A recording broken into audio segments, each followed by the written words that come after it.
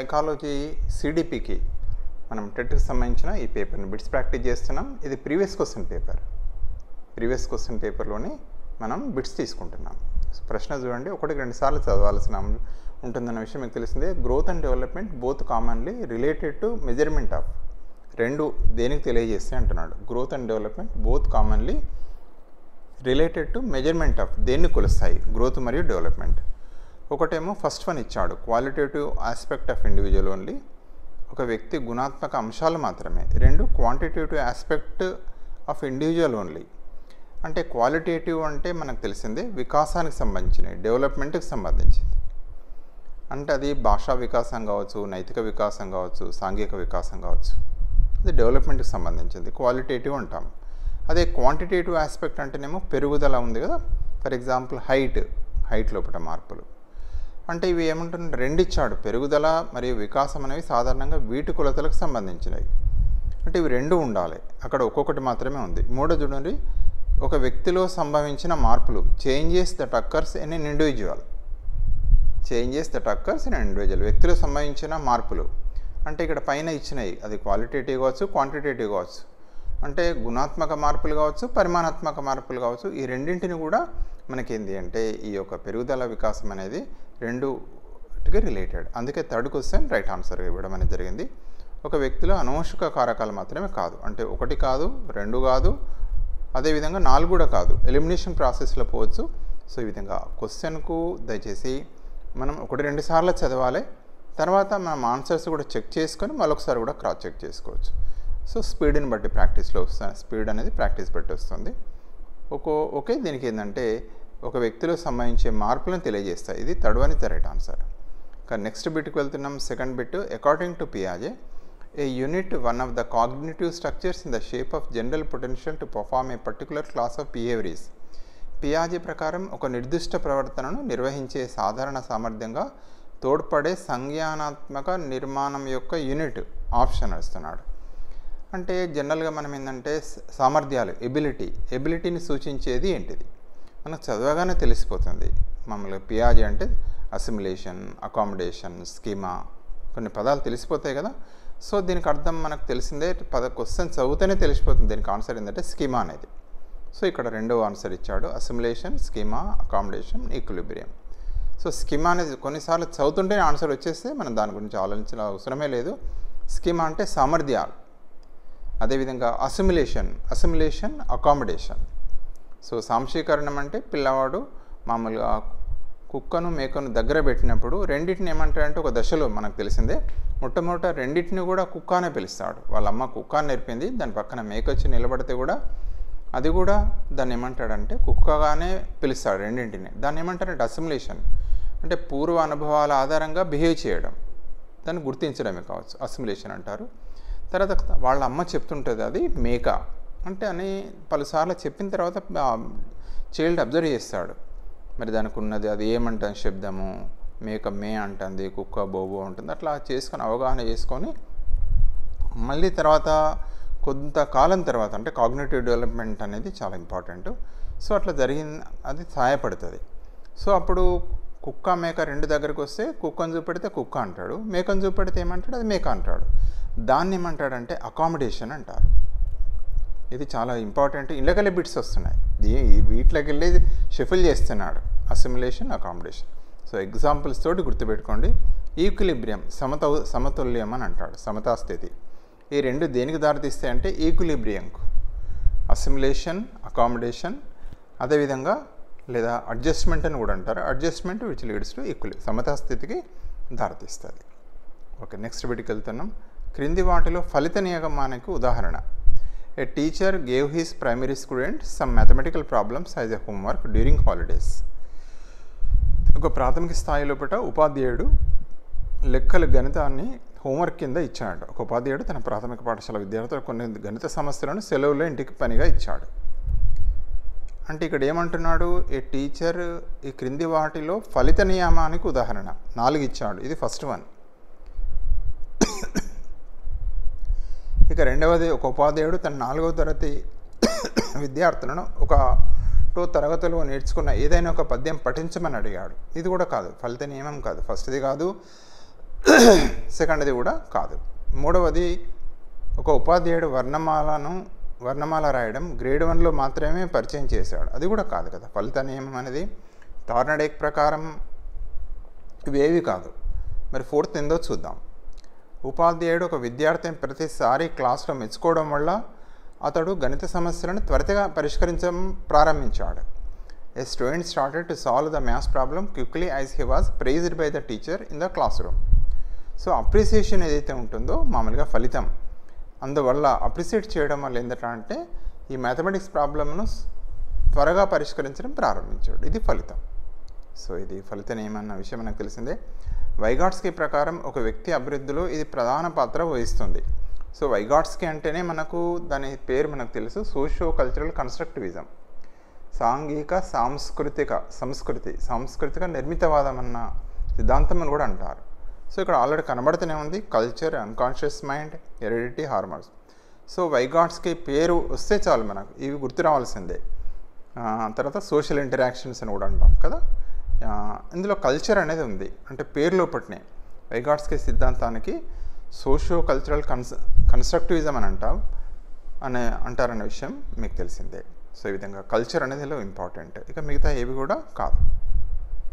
Next చూద్దాం. Individuals begins to use language verbally to express there emotions during the stage. అంటే భాషను ఉపయోగించడం ఎప్పుడు ప్రారంభిస్తారు? అదే ఇందులో ఏమిచ్చాడు, పూర్వ బాల్య దశ, శైశవము, కౌమార దశ, యుక్త వయస్సు. సో భాష ద్వారా ఎక్స్ప్లోర్ చేస్తారు, ఎక్కడంటే పూర్వ బాల్య దశలోనే ప్రారంభిస్తారు కదా. భాషను మొదలేమో మామూలుగా సెన్సరీ మోటార్ స్టేజ్లో సెన్స్ ఆర్గాన్స్ మోటార్ తోట చేస్తుంటారు. నెక్స్ట్ ఏదైతే ఉంటుందో మామూలుగా ప్రీ ఆపరేషనల్ స్టేజ్ అంటే మనందరికీ తెలిసిందే 0 to 2 years, 2 to 5 years. So ఇక్కడ ఎన్ని వస్తుంది అంటే దాన్ని అట్లా చూసుకోవాలి. ఎర్లీ చైల్డ్హుడ్ వికాస దశలు ఉన్నాయి కదా మామూలుగా, అందులోపల వికాస దశల లోపల అంటే డెవలప్మెంటల్ స్టేజెస్లో ఇది వస్తుంది. ఇన్ఫాన్సీ కానీ అడోల్సెన్సీ కానీ, అంటే అందులోకి వెళ్ళి అడిగాడు ఎర్లీ చైల్డ్హుడ్లో. ఇది లింకప్ చేసుకోవాలి, పియాజెకు దీనికి కొంచెం కొరిలేట్ చేసుకుంటే ఈజీగా చేయొచ్చు. At which stage as per psychological theory of Erikson should the school and teachers be careful to help the students maintain positive attitude towards themselves irrespective of success and failure in their work. Erikson యొక్క మనోసాంఘిక సిద్ధాంతం ప్రకారం పాఠశాల మరియు ఉపాధ్యాయుడు ఏ దశలో విద్యార్థులు తమ పనిలో విజయం వైఫల్యంతో సంబంధం లేకుండా తమ పట్ల అనుకూల వైఖరిని కలిగి ఉండేలా జాగ్రత్త వహించాలి. అంటే ఇక్కడ ఏంటంటే మనకు ఆల్రెడీ పాఠశాల దశ అనేది ఉంటుంది, ఇండస్ట్రీ వర్సెస్ ఇన్ఫీరియారిటీ. పిల్లలు ఎప్పుడైతే స్కూల్కు వచ్చే దశ ఉంటుందో పాఠశాల దశ అంటారో, ఆ దశ లోపల పిల్లలు మామూలుగా కనుక చేసే పనుల లోపల, అది గణితం కావచ్చు, తెలుగు కావచ్చు, ఏదైనా విజయాలు సాధిస్తే ఆటల్లో కావచ్చు, వాళ్ళకి ఏంటంటే ఇండస్ట్రీ అంటే శ్రమించే తత్వం డెవలప్ అవుతుంది. అట్లా కాకుండా ఫెయిల్యూర్స్ కనుక అయినట్టయితే ఇన్ఫీరియారిటీ కాంప్లెక్స్ అనేది డెవలప్ అవుతుంది. So very very important. ఇక్కడ దయచేసి ఈ యొక్క దశలు మామూలుగా ఇందులోకి అడుగుతున్నారు. ఎరిక్సన్ మనోసాంఘిక వికాస సిద్ధాంతంలో role identity versus role confusion అనేది అడోల్సెన్స్ ఏజ్లో వస్తుందన్న విషయం మీకు తెలిసిందే. అదేవిధంగా autonomy versus shame, initiative versus guilt, దయచేసి ఈ దశలు ఎక్కడున్నాయి దానికి సంబంధించి ఎరిక్సన్ దయచేసి జస్ట్ ఒక 2 minutes 5 minutes చూసుకుంటే మీకు 1 mark వచ్చేస్తాయి. నెక్స్ట్ బిట్కి వెళ్తున్నాం. కోల్బర్గ్ ప్రకారం ఈ క్రింది వాటిలో ఒకటి నైతిక వికాసంలో ఉత్తర సాంప్రదాయ స్థితికి చేరుకున్న వ్యక్తి యొక్క లక్షణం. One of the following characteristic of an individual who has reached the post conventional level of moral development. ఏ దశలోపట అంటే వాటి యొక్క లక్షణాలు మనకు తెలిసినాయి. అదేవిధంగా accepting social norms without questioning, identifying himself with authority, acting according to the likes or dislikes of others, అదేవిధంగా యాక్టింగ్ పర్ దేర్ కాన్షియస్, వారి మనసాక్షి ప్రకారంగా వ్యవహరించడం అనేది ఎక్కడ వస్తుందంటే మామూలుగా మీరు అన్నట్టు ఇక్కడ మనకి ఇస్తున్నాడు కదా పోస్ట్ కన్వెన్షనల్ లెవెల్, ఉత్తర సాంప్రదాయ దశలోపట ఆత్మ మామూలుగా ప్రకారంగా వారి మనస్సాక్షి ప్రకారంగా కాన్షియస్ ప్రకారంగా బిహేవ్ చేస్తారు. సో ఈ విధంగా ఈ లక్షణాలు ఎక్కడికి వస్తాయి చూడాలి. Acceptance, social norms without questioning, identify himself with authority, acting according to likes and dislikes of others. ఇట్లా ఇతరులకు ఏ దశలో వీళ్ళు చేస్తారో కొంచెం ఇవి గుర్తుపెట్టుకుంటే ఖచ్చితంగా ఇళ్ళకి వెళ్ళి కూడా ఈ యొక్క మోరల్ డెవలప్మెంట్ థియరీ ఏదైతే ఉందో దీనిలోకి వెళ్ళి కంపల్సరీ బిట్ వస్తుందన్న విషయం కోల్బర్గ్ది మీకు తెలిసిందే. Solving a maze game is an example of maze గేమ్ను సాల్వ్ చేయడం అనేది దీనికి ఉదాహరణ అంటున్నాడు. అది divergent thinking, creative thinking, convergent thinking, అదేవిధంగా తీసుకుంటే విమర్శనాత్మక ఆలోచన. సో ఈ విధంగా కన్వర్జెంట్ థింకింగ్ అనేది మనకు తెలిసిందే. ఇది ఏంటంటే మేజ్ గేమ్ అనేది కన్వర్జెంట్ థింకింగ్కు అనేది అందులో బెస్ట్ ఎగ్జాంపుల్ అనే విషయం. అదేవిధంగా క్రియేటివిటీ అనేది మనకు ఏదైతే ఉంటుందో డైవర్జెంట్ థింకింగ్ అనేది క్రియేటివిటీ, విభిన్నంగా ఆలోచించడం అనేది దేనికి దారితీస్తుంటే క్రియేటివిటీకి అనేది మనకు తెలిసిందే. ఏదైనా బిట్ అనేది ఇందులోకి ఒకటి ఫ్రేమ్ అవుతుంది. నెక్స్ట్ బిట్ చూస్తున్నాం. An effective leader shall show his superiority over the group member in terms of. ప్రతిభావంతమైన నాయకుడు ఈ పరంగా సమూహ సభ్యులపై తన ఆధిక్యతను చూపించాలి. సమూహ సభ్యులపై అంటే ఇక్కడ ఏమంటున్నా అంటే ఇక్కడ సమూహ సభ్యులపైన క్వాలిటీస్ రెస్పెక్టెడ్ బై గ్రూప్, సమూహం గౌరవించే గుణాలు, financial studies, education qualification, dictating rules. So ప్రతిభావంతమైన నాయకుడి పరంగా సమూహ సభ్యులపై తన ఆధిక్యతను చూపించాలి. అంటే సమూహంలో సభ్యులందరినీ గౌరవించే గుణం అనేది చాలా ఇంపార్టెంట్. అక్కడ వారి ఆర్థిక స్థోమత కాకుండా ఎడ్యుకేషన్ క్వాలిఫికేషన్ ఇవన్నీ కాదు, సమూహం యొక్క గౌరవించే గుణాలు, సమూహ సభ్యులను, qualities respected by the group అనే ఇస్తున్నాడు ఇక్కడ. నెక్స్ట్ చూస్తే ఏ research collected information from the student to know whether their teachers are using social media in the teaching learning process. The method is used by the research to collect information. ఒక పరిశోధకుడు విద్యార్థుల నుండి తమ ఉపాధ్యాయులు బోధన అభ్యసన ప్రక్రియలో సోషల్ మీడియాను ఉపయోగిస్తున్నారా అని తెలుసుకోవడం కోసం సమాచారాన్ని సేకరించడానికి పరిశోధకుడు ఉపయోగించే పద్ధతిని ఎట్లా కలెక్ట్ చేస్తాం ఇన్ఫర్మేషన్. సో అందులో ఇప్పుడు మనకి ఇచ్చాడు ఆల్రెడీ ఆన్సర్స్ ఉన్నాయి. Experimental method, case study method, survey method, observation. So survey చేస్తాం, ఎవరు కోటేస్తారు అని జనరల్గా చేస్తారు కదా సర్వే మెథడ్, అట్లా ఈ విధంగా ఈ సర్వే మెథడ్. కొంచెం ఈ మెథడ్స్ ఆఫ్ స్టడీ ఏవైతే ఉన్నాయో, బిహేవియరల్ స్టడీస్ ఉన్నాయో అవి ఎక్స్పెరిమెంటల్ మెథడ్ కానివ్వండి, తర్వాత కేస్ స్టడీ కావచ్చు, ఇక్కడే ఇచ్చాడు అబ్జర్వేషన్ మెథడ్ కానీ, ఎల్లకెళ్ళి గ్యారంటీ అడుగుతున్నాడు. అప్లికేషన్ టైపే వస్తున్నాయి క్వశ్చన్స్.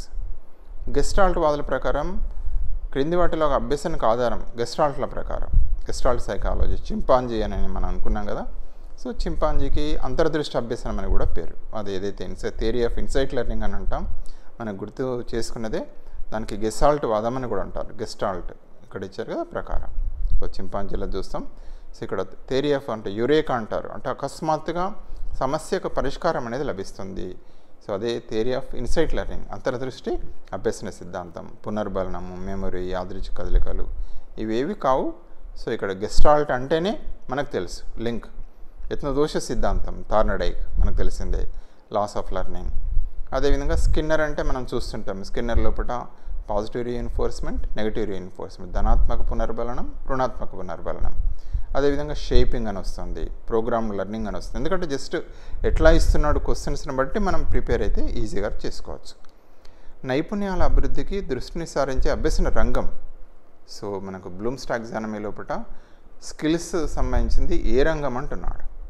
మనకు cognitive domain, affective domain, psychomotor domain, జ్ఞానాత్మక, భావేశ, మానసిక, చలనాత్మక. పేరులో పొట్టినే ఉంది చలనాత్మక రంగం. స్కిల్స్ అంటే నైపుణ్యాలు, రీడింగ్ కానీ, రైటింగ్ కానీ, ఇవన్నీ స్కిల్స్ వస్తాయి. నైపుణ్యాలన్నీ దాని కిందనే వస్తాయి. సో భావేశ రంగం అంటే అభిరుచులు, వైఖరులు, అభినందన, ఎఫెక్టివ్. ఇక కాగ్నిటివ్ అంటే జ్ఞానము, అవగాహన, వినియోగం, విశ్లేషణ, సంశ్లేషణ, మూల్యాంకనము. సంశ్లేషణం బదులు మనకేమొస్తుంది, సృజనాత్మకత, క్రియేటింగ్ అనేది వస్తుంది. అవన్నీ కొంచెం గుర్తుపెట్టుకుంటే సరిపోతుంది. సో ఈ విధంగా ఇక్కడ అడిగిన ప్రశ్న నైపుణ్యాల అభివృద్ధిని సారించే రంగం, డొమైన్ అన్నాడు, లెర్నింగ్ డొమైన్. సో దయచేసి చూసుకుంటే చాలు, సింపుల్గా ఉంది బిట్ అయితే మీకు తెలిసిందే. రాహుల్ ఆసియా ఖండం గురించి నేర్చుకున్న తర్వాత ఉత్తర అమెరికాను గురించి నేర్చుకున్నాడు. పరీక్షలో ఆసియా ఖండాన్ని గురించి నేర్చుకున్నది జోక్యం చేసుకోవడం వల్ల ఉత్తర అమెరికాకు సంబంధించిన ప్రశ్న సమాధానం రాలేకపోయాడు. ఇది ఏ రకమైన విస్మృతి అంటున్నాడు. అంటే మొదటిందా ఆసియా ఖండం గురించి నేర్చుకున్నాడు, నెక్స్ట్ ఉత్తర అమెరికా. కానీ ఏమైంది అంటే ఆసియా గురించి నేర్చుకోవడం వల్ల, అంటే ఇప్పుడు నేర్చుకున్నది అయితే ఉత్తర అమెరికా సెకండ్ చేశాడు కదా, అది నేర్చుకోవాలి. దాని గురించి చేస్తే ఆసియా గురించిన అంటే అంశాలే గుర్తుకొస్తున్నాయి. అంటే ఇక రకంగా అవరోధం కలిగిస్తుంది, ఇది అవరోధం కలిగిస్తుంది. ఇది ఏ రకమైంది అని అంటున్నాడు. సో ఇక్కడ ఏమని చెప్పబడుతుంది అంటే ప్రోయాక్టివ్ ఇన్హిబిషన్. ఏదైనా కూడా వెరీ వెరీ ఇంపార్టెంట్. రిట్రోయాక్టివ్, ప్రోయాక్టివ్ ఖచ్చితంగా వస్తాయి ఇంట్లోకెళ్ళి. అదేవిధంగా మామూలుగా మర్చిపోవడంలో చూస్తాం, రిప్రెషన్, దమనం, కావాలనే మర్చిపోతాం. డిస్యూజ్ అంటే మనం చదివి చాలా కాలం అయితే అది మర్చిపోతాం కదా. ఫర్గెటింగ్ మీద గ్యారంటీ ఒక క్వశ్చన్ ఇక్కడ చూడండి. ఇంట్లోకెళ్ళి ఎట్లయినా వచ్చే అవకాశం ఉంది. ఇదని ఇక్కడ పురోగమన అవరోధం. ఒకసారి దయచేసి ఖచ్చితంగా ఈ బిట్స్ని మనం క్లియర్గా డీటెయిల్గా ఒకసారి చూసుకోండి. మనం అంటే మళ్ళీ థియరీకి వెళ్ళిపోవాలి, థియరీకి పోవాలి, తర్వాత మళ్ళొకసారి రివిజన్ చేయాలి, మళ్ళొకసారి దాన్ని చేసుకోవాలి. ఏదైనా ఇక్కడ చూడండి, క్రింది వాటిలో అనుకూల బదిలీని ప్రోత్సహించే దాన్ని కూర్చోండి. పాజిటివ్ ట్రాన్స్ఫర్ ఆఫ్ లెర్నింగ్ ఏది జరుగుతుంది? బట్టి పద్ధతి, కొత్త భావనలు ఒంటరిగా నేర్చుకోవడం, నేర్చుకున్న సూత్రాలను నూతన పరిస్థితుల్లో ఉపయోగించడం. సో ట్రాన్స్ఫర్ ఆఫ్ లెర్నింగ్ అంతే కదా. మామూలుగా ఏదైనా కూడా లాస్ ఏవైతే ఉన్నాయో, లా ఆఫ్ రెడీనెస్ ఉంది, సంసిద్ధత నియమం, దాన్ని ఎక్కడ ఉపయోగిస్తాం మనం అంటే మనం క్లాస్ రూమ్ లోపల మనం సంసిద్ధం చేయడం లోపల పిల్లల్ని క్వశ్చన్స్ అడుగుతాం కదా. సో ఈ విధంగా ఆ సూత్రం ఎక్కడైతే ఉంటుందో ఇక్కడ అదే క్వశ్చన్ అడుగుతున్నాడు. ఒకదాని మన అప్లికేషన్ చూస్తే చాలు, అనుకూల బదిలీని ప్రోత్సహించే దాన్ని గుర్తించండి. అంటే నేర్చుకున్న సూత్రాలను నూతన పరిస్థితుల్లో ఉపయోగించడం.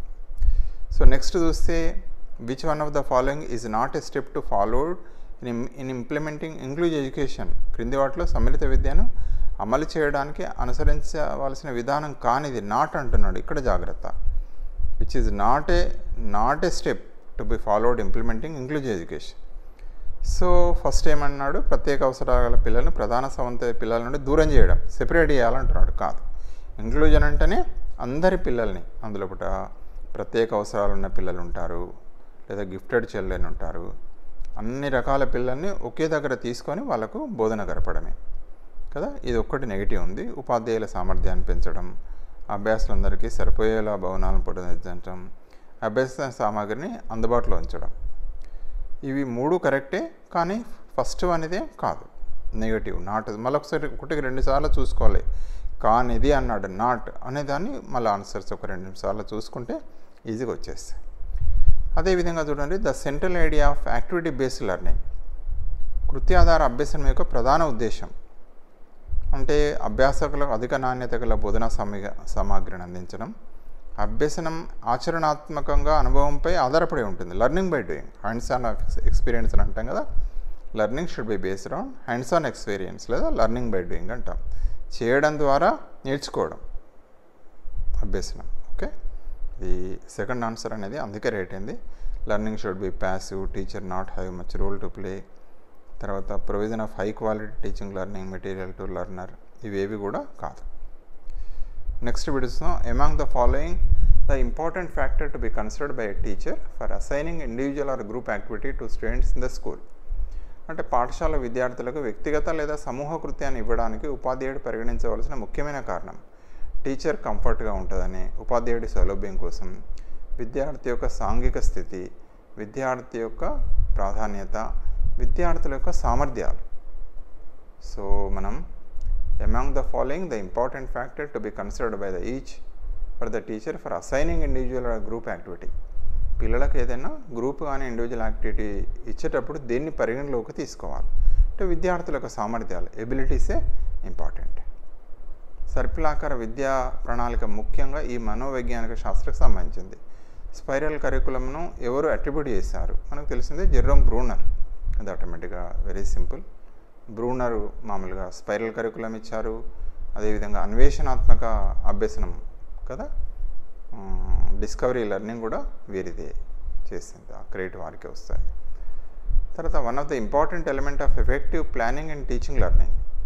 బోధన అభ్యసనం యొక్క సమర్థవంతమైన ప్రణాళికలో ముఖ్యమైన అంశాల్లో ఒకటి no scope for flexibility, teacher dominance, creating to individual difference. వైయక్తిక భేదాలకు అనుగుణంగా విద్యాబోధన అనేది కంపల్సరీ ఉండాలి. లెసన్ ప్లాన్లో దాన్ని ఖచ్చితంగా తీసుకోవాలి. ఉపాధ్యాయుని ఆసక్తికి సంబంధించి కాదు కదా. One of the most important element of effective planning and teaching లెర్నింగ్లో ఎఫెక్టివ్ ప్లానింగ్ లోపల ఏది క్యాటరింగ్ ద ఇండివిజువల్ డిఫరెన్సెస్, వైయక్తిక భేదాలను మామూలుగా అవసరాలను తీర్చాలి, నెరవేర్చాలి. X-ray of the bones of the wrist of the child will tell approximately what his ultimate size be. This is an example of principal development. పిల్లల మణికట్టు ఎముకల ఎక్స్రే అతని అంతిమ పరిమాణం ఏమిటో సుమారుగా తెలియజేస్తుంది. ఇది వికాసం యొక్క ఈ సూత్రానికి సంబంధించింది. ఇక ఏంటంటే డెవలప్మెంట్ ఈజ్ ప్రిడిక్టబుల్. మనం వికాసాన్ని ప్రాగుక్తీకరించవచ్చు. అంటే వికాసం అనేది ఏ దశలో కూడా మనకు పిల్లలకు మాటలు ఎప్పుడు వస్తాయి, అదేవిధంగా దంతాలు ఎప్పుడు వస్తాయి, నమలు దంతాలు ఎప్పుడు వస్తాయి, ముందట ఉన్న కొరుకు దంతాలు ఎప్పుడు వస్తాయని ప్రిడిక్ట్ చేయగలుగుతాం మనకు, అవునా కదా. సో అది ప్రిడిక్టబుల్, డెవలప్మెంట్ ఈజ్ ప్రిడిక్టబుల్. అందుకే సో జనరల్ టు స్పెసిఫిక్ అని ఇక్కడ ఇచ్చాడు. అదేవిధంగా ఏకీకరణ సూత్రం అని పరస్పర కాదు, ఇవేవి కాదు, ప్రిడిక్టబుల్. కొంచెం దయచేసి 1కి 2 సార్లు ఇవి వికాస సిద్ధాంతాలు కంపల్సరీ బిట్. వికాస సూత్రాలకు వెళ్ళి గ్యారంటీగా బిట్ వస్తుంది, అది చూసుకోవాలి మనం. విజువల్ ఫర్గెటింగ్ కావాలనే మర్చిపోవడం, ఉద్దేశపూర్వక విస్మృతి. నేచురల్ ఫర్గెటింగ్, అమ్నీషియా, రిప్రెషన్, దమనం. సో ఇది ఒక రక్షక తంత్రం. కావాలనే మర్చిపోవడం దాన్ని ఏమంటామంటే రిప్రెషన్. అంటే మన క్లోజ్ ఫ్రెండ్స్ తోటి మనం ఏదో అనుకోకుండా మాటలు అనుకున్నాం, మనం దాన్ని కావాలనే మర్చిపోతాం మనం, దాన్ని రిప్రెషన్ అంటాం కదా, దమనం అంటారు. గైడెన్స్, మార్గదర్శకం అన్నది వయోజనులకు ప్రత్యేకమైన సేవ, మెరుగైన సర్దుబాటు కోసం మద్దతు, సర్దుబాటు లోపం ఉన్నవారికి సిఫార్సు చేయబడిన చికిత్స, ఇతరుల జీవిత భారాన్ని మోయడం కాదు. Support for better adjustment. Guidance అనేది మనం ఏంటంటే వాళ్ళు సర్దుబాటు చేసుకోవడానికి హెల్ప్ అవుతుంది గైడెన్స్ ఇవ్వడం అనేది. ఇక నెక్స్ట్ చూస్తే the amount can be levied is fine. ఇక్కడ రక్షక తంత్రాలకు వెళ్ళి గ్యారంటీ బిట్ అనేది ఇక్కడ మనకు అర్థమవుతుంది. మార్గదర్శకంలోకి వెళ్ళి కూడా బిట్ అడుగుతున్నాడు. The amount that can be levied a fine school RTE competition fee if contravention of the provision of RTE act 2009. RTE చట్టం నిబంధనలకు విరుద్ధంగా కాంపిటీషన్ ఫీజు కనుక వసూలు చేస్తే పాఠశాలపై జరిమానాగా విధించే మొత్తం ఎంత? వసూలు చేసిన ఫీజుకు 10 రెట్ల వరకు అని చెప్తున్నాడు. కాంపిటీషన్ ఫీజు కొందరు 50,000 కలెక్ట్ చేస్తారు. మరి 50,000 అంటే మామూలుగా 10 రెట్లు అంటే 5 లక్షలు కలెక్ట్ చేస్తారు జరిమానా. అట్లా ఒక ₹1,00,000 కొనేట్లు ₹1,00,000 కూడా కాంపిటీషన్ ఫీజు ఉంది. ఒకవేళ కనుక కలెక్ట్ చేస్తే 10 లక్షల ఫైన్ వేస్తారు. ఒకవేళ 100 మంది పిల్లలకు కనుక ఒకవేళ కనుక చేస్తే 1,00,000 అంటే ఫర్ ఎగ్జాంపుల్ 10 లక్షలు అట్లా చేసిన అనుకోండి, అది మామూలుగా 10 రెట్లు. సో అట్లా మామూలుగా ఫైన్ ఉంటుంది 25,000, 5,000. ఆర్టీ చట్టంలో నిబంధనలో భాగం. దయచేసి ఆర్టీకి వెళ్ళి compulsory question. NCF one of the following is not recommended by NCF. Not ఇది ఇంపార్టెంట్. ఎన్సిఎఫ్ రికమెండేషన్ చేయండి. అది స్టిమ్యులేసింగ్ స్కూల్ ఎన్విరాన్మెంట్ అది రికమెండ్ చేసింది. ఇంటిగ్రేటెడ్ అప్రోచ్ అది కూడా.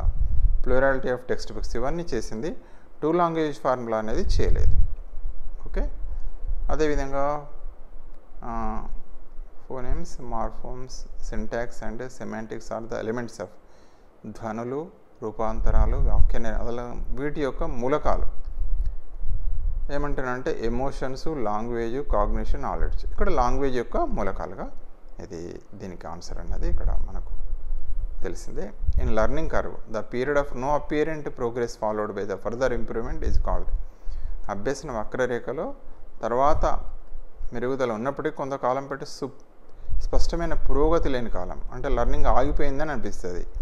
అదేంటిది అంటే ప్లాటు దశ. Initial spurt, physiological limit, fluctuations, plateau దశ ఇది. సో ఇక్కడ లర్నింగ్ కర్వ్లకి అడిగాడు క్వశ్చన్ అడిగింది. పావెలోవ్ కండిషనింగ్ థియరీలో రింగింగ్ గంట మ్రోగించడం అనేది దేని కింద వస్తుంది? Conditioned response, unconditioned response, unconditioned stimulus కాదు, కండిషన్డ్ స్టిమ్యులస్, నిబంధిత ఉద్దీపన అనేది ఇది ఉంది. సో అక్కడ అడుగుతున్నాడు మనకు అభ్యసనం సిద్ధాంతాలకి వెళ్ళి వస్తుంది. The concept of IQ was introduced by intelligence question ఎవరు స్టెర్న్ ఇది. సో ఇది ఆల్బర్ట్ బినే కాదు, రైమన్స్ కాదు, టర్మన్ కాదు, స్టెర్న్. సో ఐక్యూలోకి వెళ్ళి ఇంటెలిజెన్స్కి వెళ్ళి క్వశ్చన్ అడుగుతున్నారు. సో ఫింగర్ డెక్స్ట్రీ టెస్ట్ అనేది can be used in the association of అంగుళీ నైపుణ్య పరీక్ష దేని మాపనం చేస్తుంది? అటిట్యూడ్ కాదు, ఒపీనియన్ కాదు, అప్టిట్యూడ్ సహజ సామర్థ్య పరీక్ష. సో ఈ విధంగా పరీక్షలకు వెళ్ళి దయచేసి సహజ సామర్థ్యం కానీ లేదా మమ్మల్ని అటిట్యూడ్ వైఖరి ఆ యొక్క పరీక్షలకు తెలిస్తే చాలు, అందులోకి వెళ్ళి కూడా బిట్ ఫ్రేమ్ అవుతుంది. The gland that is located below the hypothalamus. Hypothalamus కింద ఉన్న గ్రంథి అడ్రినల్, పిట్యూటరీ, ప్యాంక్రియా, థైరాయిడ్. సో ఇక్కడ హైపోథాలమస్ కింద ఉన్న గ్రంథి ఏంటంటే పీయూష గ్రంథి. సో ఈ విధంగా గ్రంథుల పైన కూడా బిట్ ఫ్రేమ్ అయింది అన్న విషయం మీకు తెలిసిందే. సో ఈ విధంగా 30 బిట్స్ ఇది ప్రీవియస్ క్వశ్చన్ పేపరు. సో దయచేసి మనం ఒకసారి హెల్ప్ అవుతుంది. ఎల్లకెళ్ళి బిట్స్ వస్తున్నాయి, కొంచెం అనాలిసిస్ చేసుకుంటే మనం సులభంగా వాటిని చేయొచ్చు. థ్యాంక్ యూ అండి. Thank you for watching this video.